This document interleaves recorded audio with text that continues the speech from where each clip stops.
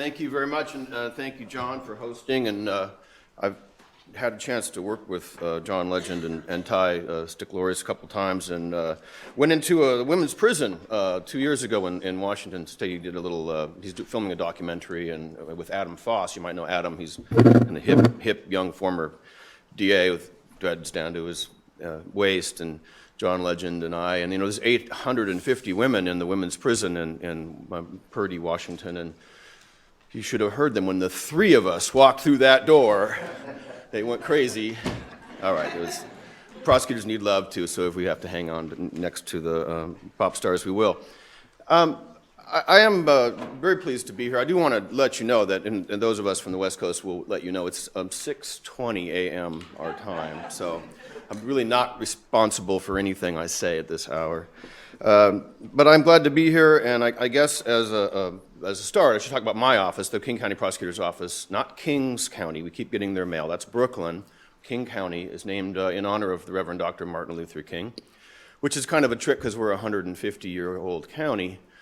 We had been named after Rufus Duvain King, who, as you know, was the vice president to Franklin Pierce for 6 months before he died in office, never been to Washington State. So about 30 years ago, we started thinking, can we think of anybody who's more inspirational than this Alabama slaveholder senator who died 6 months into office that wouldn't require us to change a whole lot? And boom, Martin Luther King. So we're excited to do that. And he's not just a mascot for us. He's really, the namesake is an inspiration. Can we build a criminal justice system that Dr. King would be proud of, and what would he say about what we do? And that's something that we talk about a lot in our office.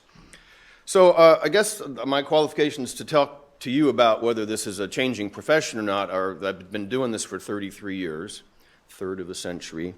I did just survive an election. There are 28% of the people in my county who think I suck and should be thrown out of office, which is humbling because you always want 100% of the people to like you, but after a while you don't ask that anymore. And really I'm an expert because I'm 500 miles from home, and we know that's a definition. As long as you're at least 500 miles from home, you must be an expert. When I talk at the office, I don't really get this many people, but I want to talk a little bit about I think the most important qualification for me being able to talk to you about the changing profession is that I myself have changed. I used to think a whole lot differently about this job than I do now. I used to think that enforcing the law was the same as doing justice. In my naivete, I thought if I just followed the law that the legislature set out and that the judge would approve, that was the same as doing justice. But I realized not that long ago that you could be totally legal and also completely wrong. And that's where we get the big bucks. That's where our job becomes fun, is when we use our discretion to be able to decide a path to justice that isn't just legal, but it's also the right thing to do. I used to think that prosecutors wore the white hat and had public support. And I can tell you, especially after having been out in the community on a campaign, that there's a lot of skepticism and a lot of scrutiny of what we do, and I think that's appropriate. And I think we should welcome that and not be afraid of it. But we should know that there's a lot of people who don't know what we do, but are pretty sure that they could do it better, and that everything we do is wrong. And so, and I also used to think that my job, my prosecutorial sandbox, was really the courthouse. And I want to talk to you about why that's not correct. So now I think about things a lot differently, and the more I know, the less I understand, to quote Don Henley, because what we deal with are human beings, and human beings are complicated. And so much of what comes to us are complicated, messed up human beings, and I've come to believe that the essence of what we're dealing with is neurochemicals. Neurochemicals, keep that in mind. Of course, that you can only keep them in your mind, that's where they are, but so much of what we deal with are the imbalanced chemicals that come to us in the skulls of the defendants that we deal with. But it's true, we are in a crisis in America. America's ill. Last year, 45,000 Americans committed suicide, and more than 60,000 Americans died from drug overdoses. So when we talk about behavioral health disorders, which is what comes to our courthouse so often, We're dealing with people who, because of their neurochemical imbalance, because of the trauma that they've had, because of pre-existing conditions that we don't even know about, they come to us sick, and they come to us full of trauma. You know, millions of families in America have had this front row seat to addiction, and my own is no exception. My younger sister, Shelley, died earlier this year, and Shelley had about a 20-year heroin addiction, and I saw it up close and personal. I saw what it did to her and to my family, and how it isolated her, and how it really drove her away from the people who really wanted to help her, and she ended up sort of only hanging out with people who would help her score heroin every day. And it was, you know, and the definition of addiction is persistent drug use despite negative consequences. And that was her. She would do anything to get the drugs despite the negative consequences. And it made me think, well, wait a minute, I've been a prosecutor for 30 years. I've been in the negative consequences business. And I believed that prosecution could help people get over drug addiction, but it turns out that we're just part of the definition of what addiction is. I'm not saying there isn't a role for drug courts. We have a drug court in my county. It's full of people who are otherwise heading to prison. Many of them do well. We have a 350 capacity drug court, so it's big and it's well funded, but our drug problem is certainly a lot bigger than 350 people. And so people are looking to you, to us as leaders, to say, how can we develop a more responsive system to America's behavioral health crisis at the moment? I want to talk a little bit about the changing role of the district attorney. But first I want to mention, so in my office, we have 250 lawyers, 250 support staff, so 500 people, and serving a county of 2.2 million people, so we're the 13th largest county in America. And we have a civil division that does the corporate work for the county, and about 170 deputy prosecutors in the criminal division. What I have done in the last couple of years to make everybody a little bit uncomfortable, that I want to suggest that you need to do as well, is that we can't really talk about criminal justice reform, we can't really talk about innovations in a vacuum without first talking about racial justice issues in America. Because part of America's illness right now is the perpetual racism that is present in almost every aspect of our society. And it's important for white guys like me to stand up and say this is something that we have to talk about before we can go on to the next step. Because, you know, just like domestic violence isn't really a woman's issue, it's kind of a guy thing, racism isn't something that people of color invented. It's something that the white males who have created this country of ours and set forth cultures and norms and institutions, we created this, and so we have to own it. And so I have brought into my office mandatory trainings on implicit bias, mandatory trainings on cultural competency. I brought Jeff Robinson from the National ACLU to come in, and Jeff has a 3-hour presentation on the true racial history of America, which we didn't get taught in school. In fact, no one is being taught. And one of the things that makes Jeff so persuasive is that he says, don't feel bad if you didn't know about this racial history, because I didn't know about it either. And now we're uncovering what we should have learned. And I made mandatory viewing of the documentary 13th and put some posters up saying you have to come see this. And I had people come to see me and say, you're making us feel like we're racist, that we're part of this perpetuation, and we're not. I'm a good person. And the people, the victims in my cases, they're also people of color, and they've had terrible traumas. And so it has made people uncomfortable, and to that I said, great, that's a first step. But we have to talk about this, and it has to be a motivation for all of the reforms that we talk about.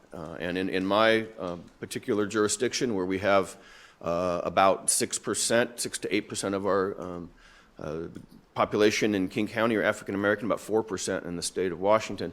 It's 18% of the people who are in prison are African American. So we have it, and we have to confront it, and we have to deal with it, and we also have to acknowledge that the most. And I put on a hate crimes training just last Friday together with the Anti-Defamation League and the U.S. Attorney's Office and my office. We had police officers and others talking about how do we evaluate and prosecute hate crimes. We have to acknowledge that the most dangerous cohort in America is not the caravan coming up from Honduras. It's not MS-13. It's not the Crips and the Bloods. The most dangerous cohort in America are my angry white brothers. And we have to do a little bit more to figure out why. Why are they? How can we spot them in advance? What are some of the tools that we might be able to use to disarm people who are seething with hate? And we talk about neurochemicals and talk about the cortisol that's released in the part of the brain when one is angry all the time. And so we have to. I don't know who's going to police the internet, but it's out there, and these people are not acting in a vacuum. They're acting together, and there's something that we have to deal with as part of our entire makeup of our work. So the most important tool that we have as prosecutors for criminal justice reform is prosecutorial discretion. In fact, it's the discretion when I talk about things that are totally legal but completely wrong. It's the discretion that we put in between those. Sorry, my phone is on.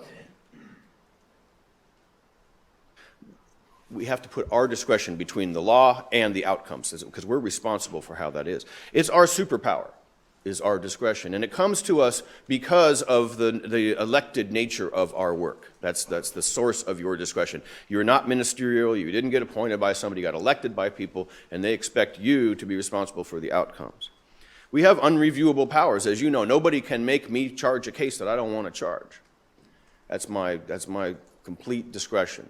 And to fashion the outcomes, certainly a judge has to sign off on a plea, but most of the times the judges do, and they respect the plea negotiating process. So we have a tremendous amount of power about what comes in the door and what it looks like when it goes back out the door. And sometimes we have what I call unilateral prosecutorial discretion, and I'll give you some examples. I decided 10 years ago, partly because of a budget crisis. We're always in a perpetual budget crisis in my county. I took felony drug possessions. If you look up in the revised Code of Washington, possessing any amount of heroin, cocaine, or methamphetamine is a felony. I took those cases, I put them into the district court, which is our misdemeanor court, and let people plead guilty to a misdemeanor. I thought, okay, that would do less harm. Nobody would go to prison in my county for possessing drugs.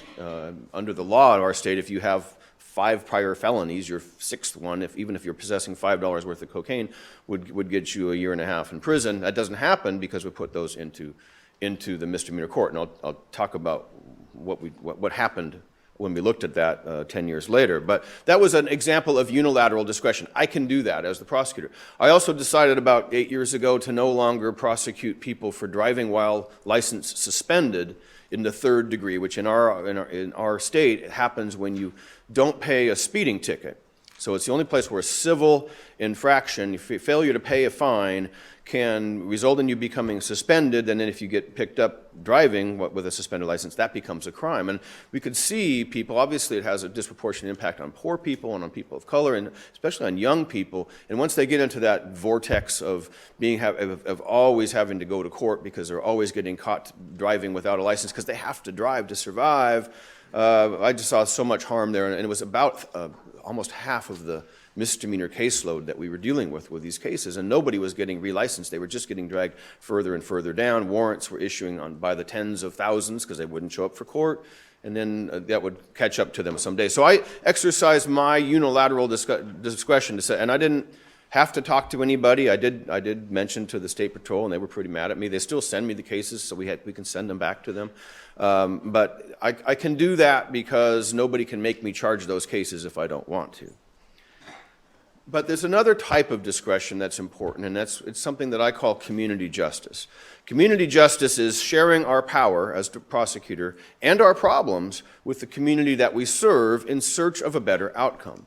So it's shared discretion, and I have several examples of how we have done that. But what I have learned over the last 11 years as the prosecutor is that criminal justice reform is fundamentally about building alternatives to the courthouse, about envisioning things that aren't there and working with communities and finding the money to create a curriculum that's going to be more appropriate and more just and going to get the buy-in of the community that we serve. So the first one that I worked on was with our traditional juvenile diversion program. And many places have this. Our court ran a diversion program. They still run it the same way they have for 50 years. For the first 2 or 3 misdemeanors that a youth is arrested for, the case will come to us, we'll screen it sufficient, we'll send it back to the court, they'll send a letter and charge $250 to get into this program where the youth has to come meet with some stern-looking adults and do a book report or go pick up trash or something. And if they do that, that case never gets charged. So it's a tremendous advantage. It never shows up on your record. It's a pre-charging diversion. But what was happening was that about 400 to 500 youth a year were being missed by this process because, like I said, it's a letter. Remember those? And it was in English, and it charged $250. And so often there was absolutely no response. So months after they sent the letter, then they'd send us the case back and then expect us to file it and bring that youth into court. So they missed the opportunity to be diverted. Then they found themselves in handcuffs and back in court. And it seemed so incredibly unfair to me that that's how the system ran. So it was about 10 years ago that I met with a group of black ministers and started talking about this. And they said, well, Mr. Prosecutor, with all due respect, we never thought you cared about our kids. We thought you just wanted to lock them up. If you really care about them, we'd be happy to work with you and to create a different diversion track and make it personal and make it fast and make it free. And so we started a program which is now called the Choose 180, and they're on Facebook if you want to look at Choose 180.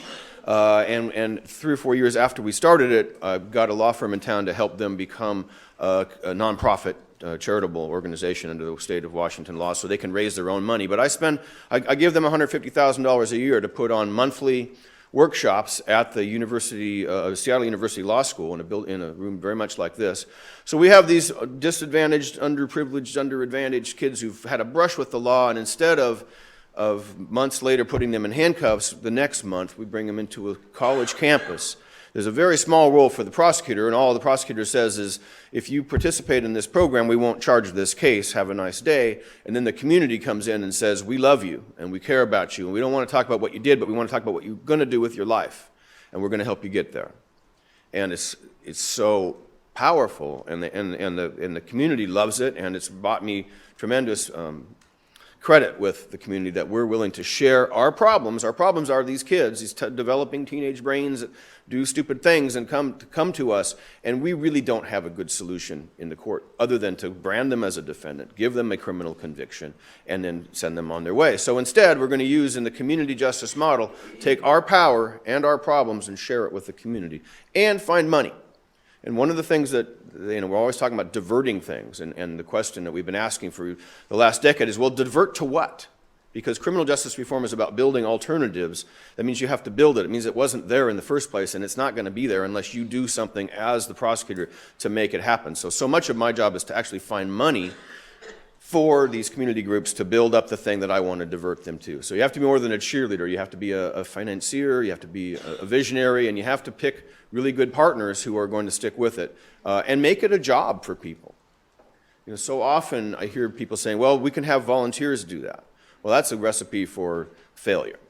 You have to pay the community for the value that they bring, and don't insult them by suggesting they should work for free when they bring a tremendous value to you. So from that, we did a juvenile diversion program for domestic violence. Imagine calling 911 because you're so afraid of your child because they just assaulted you, or they're wrecking the house, or they're beating up the other kids, or they're stockpiling guns, or they're suicidal or homicidal. I mean, what are you going to do as a parent? We call 911. What we used to do is arrest the child and then make the parent come into court over the next 6 to 8 months to testify against their own kids so they can get a conviction so that we can then give them help. Well, not surprisingly, the parents didn't want that due process train. They wanted help the day they called 911. And so we created a special pod within our juvenile detention center where the police still have to make an arrest. It's a mandatory arrest for domestic violence if you're 16 or 17 years old. They bring them into this pod, but rather than booking them into the detention part, it's a much more welcoming facility, and it's staffed with people who understand the dynamics of intrafamilial domestic violence. Within 24 hours, we have the parent and the youth agree to go into a family mediation counseling program. The kid can stay there for a couple days, but eventually they're going to come back home, but with a family mediator. And so we get this done within 24 hours, something that used to take us up to a year to get a conviction to get the same thing that we're doing. And the youth is never charged with that offense, and it doesn't show up on the record. So we're using our power to steer into the community this domestic violence situation. Often it's cultural. A lot of times these are families that are recent immigrants, and the kids act out and the parents don't know what to do. So we had to go out and find a curriculum and teachers who understand cultural competency to make this happen. But the Family Intervention Reconciliation Service, we call it FIRS. It's an inside joke because our juvenile center is at Spruce and Alder Street, and so everything that we do has to have a tree name. So FIRS is our family intervention program, but then we created something called CEDAR, which is a community engagement diversion program for felony cases. So youth charged with felonies in my county can now, we give them an opportunity to plead guilty to a very much of a lesser crime, and then we set off the sentencing for 6 months, and we pay the community groups to engage with them for 6 months and then report back to the court at the time of sentencing. And if they've done well, and if they've engaged with this community group and they've started to have better habits and they're back in school or they've got a job, they can earn their way to a dismissal. So we wanted to get the case over with. That's why we needed the early plea, so we could tell the victim, you're not going to be on the hook for a year before you come testify. But we really want what to happen. We want our power to be used to bring these cases into the community, to surround these people, young kids, with credible messengers. And the credible messenger movement is something that I'm sure you've talked about, or it's come to your jurisdiction. But to me, the antidote to youth violence is to surround these young people who are misbehaving and who have never had a positive role model, surround them with people who will help them with their thought about what they aspire to be when they grow up. We had a group of cases that we have, and one of the things when you are opened up to community justice, that means the community comes to you with ideas. Once they begin to trust that what your intentions are, they'll say, well, I've got an idea about how we might be able to reach kids who carry guns. That's a big deal for us. Kids, it's a felony if you're under 18 in Washington State to carry a firearm.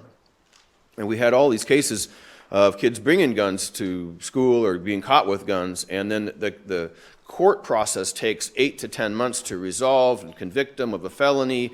Meanwhile, they're out getting another gun because they've been arrested, they've seen what we have to offer, they're not very impressed, and they're not very deterred. And so instead, the community group came to me and said, we have this peacemaking circle process. And it is what it sounds like. And these are processes that are borrowed from the First Nations tribes in Canada, but it does involve a little sacred circle, and you sit around it. But mostly what it involves is getting young people to talk with adults. And these peacemaking circles last 3 days. And it's 8 hours plus per day. See, when you go into court, the youth is given a public defender, and the first thing that they say appropriately is, don't talk. I'll do all the talking for you. When you come to the peacemaking circle process, you've got to talk. You have to, and in that circle, there might be 10 to 20 people in that circle. There might be people that you know. There might be people you don't know. A lot of people with lived experience that have instant credibility with the youth. Somebody who's been in prison, someone who's was in gangs, someone who's been shot, who could talk about gun violence in a much different way.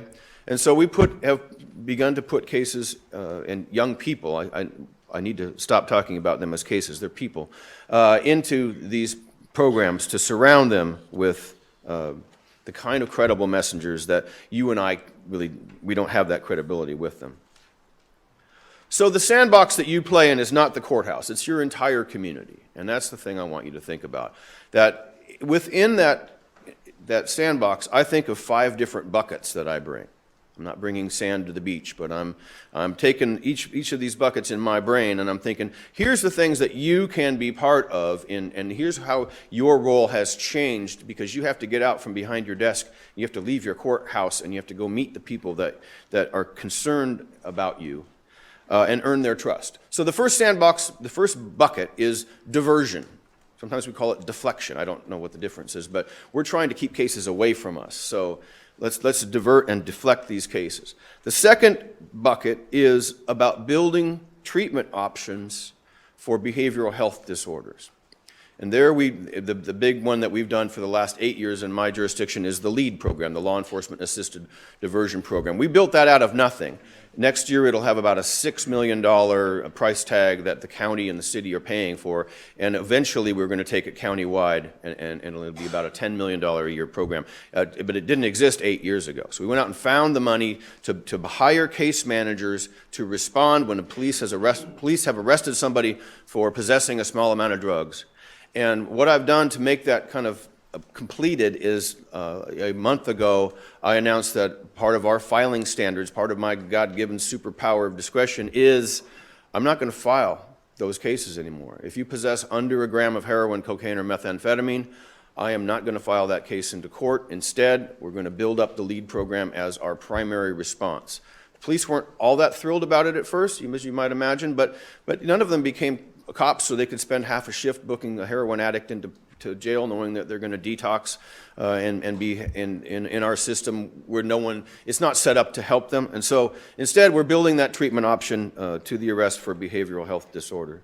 The third bucket is really what our traditional bucket is. That's the criminal justice reform, that's criminal procedure, that's bail, that's how you negotiate pleas, that's the sentencing laws that you have. It includes the second look process and also crime victim support and firearm removal. Those are things that we're all doing in my office. We're now have a 14-member staff that does nothing but enforce judicial orders to remove firearms from domestic violence cases and from extreme risk protection orders. So the next school shooter or the next, and we also know that domestic violence, and I will say to you that within this bucket, that the domestic violence team in your office should be your A team, because domestic violence is the single greatest predictor of all other crimes. And it's a surprise. If you beat up people that you supposedly love, then you're not going to have a problem you being violent to people you don't even know. So domestic violence is important. Taking the guns away from those people at that time is very important. The fourth bucket that I would throw out there is prison programming. You know, we're all consumers of the Department of Corrections, and my DOC gets tired of me saying this, but I feel disappointed at what happens to people that I send to prison, because they come back worse, and because we all accept that. We just have accepted the notion that when we send you to prison, you're going to come back and you're going to be worse than when we sent you there. Why do we accept that? And why don't we challenge that notion? And why don't we do more with this captive audience that we have? And finally, the final bucket that I think about in terms of our discretion and the changing nature of our profession is the reentry part. Because we ought to be proponents of one and done. I sent you to prison, you paid your debt to society, come on back, become a taxpayer. That's justice. But instead, we've established all these collateral consequences. When I say we, I mean Congress, I mean your state legislature, and I mean us as a society. We have a bias against people who have a felony conviction, and so we are making to make it tough for people for whom it's already really tough to come back to the community. I'm part of a statewide reentry council that we created about 3 years ago with the legislature, and I'm the co-chair of it as the prosecutor from the largest county, the person who sends the most people to prison. I'm also there advocating to get rid of these collateral consequences that don't make any sense and to make real investments in people. Again, paying community nonprofit groups to go into prison to come up with a custom reentry plan to meet that person at the gate and begin to execute that plan. It's not rocket science, it's social science, so it's a lot harder because we're dealing with people.